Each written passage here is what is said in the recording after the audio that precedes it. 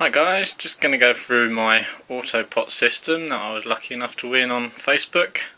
So I'd just like to give a big shout out to the guys at Autopot and a big thank you for holding such an awesome competition. And luckily I was one of the lucky ones.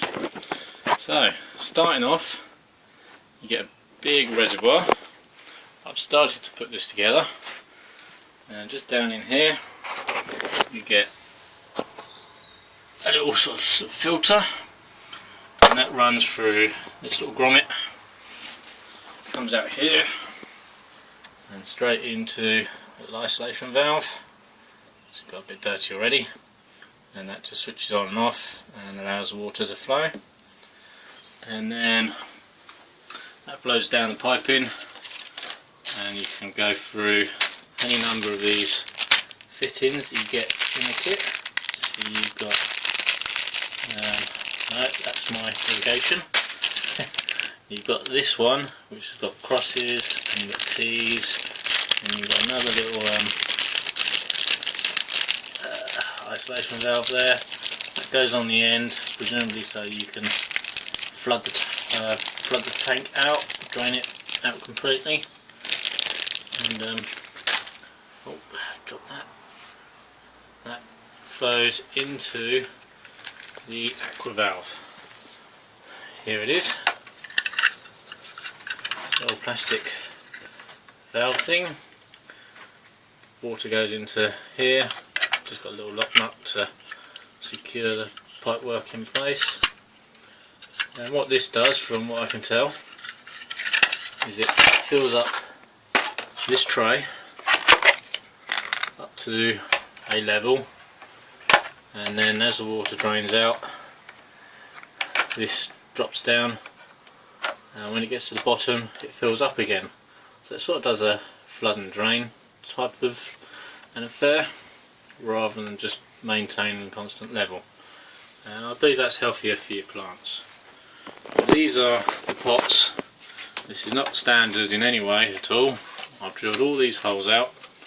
I'm going to line this with weed membrane, and this will allow root pruning through the air contact, because roots don't like air, and as they grow through the weed membrane they will naturally prune themselves and send messages back to the plant to produce more roots and try again. So you get a much better root system inside, and you don't get all your roots curling up around the outside, because they sort of grow out and, like I say, just prune themselves. So that's a little option for you guys at Autopot to consider, doing that as standard.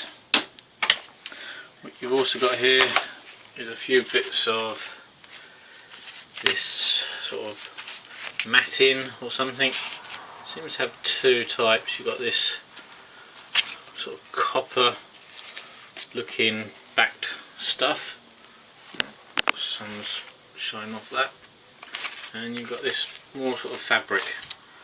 They go, I believe, in the bottom like that, before you fill up your soil, just to keep all the muck out of your tray and blocking this. Now you can use a nutrient solution here if you want to go along the lines of hydro and just fill these with perlite or clay pebbles, but I'm going with a compost mix. I'm going to have to be a little bit careful that it's not too, not quite sure what the word is, but it's not going to saturate. It's going to have lots of air in it, so I'll probably have to mix quite a bit of perlite. But I'm also going along the lines of no dig, no till, so I'm going to have worms and all sorts of bacteria in there, just maintaining it. And I'm going to top feed with wood chips and leaves, etc., just to break down, and we'll see how that goes. I might do a comparison between one or two. There's 4 in this little system, so I'll see how I go when I'm setting it up.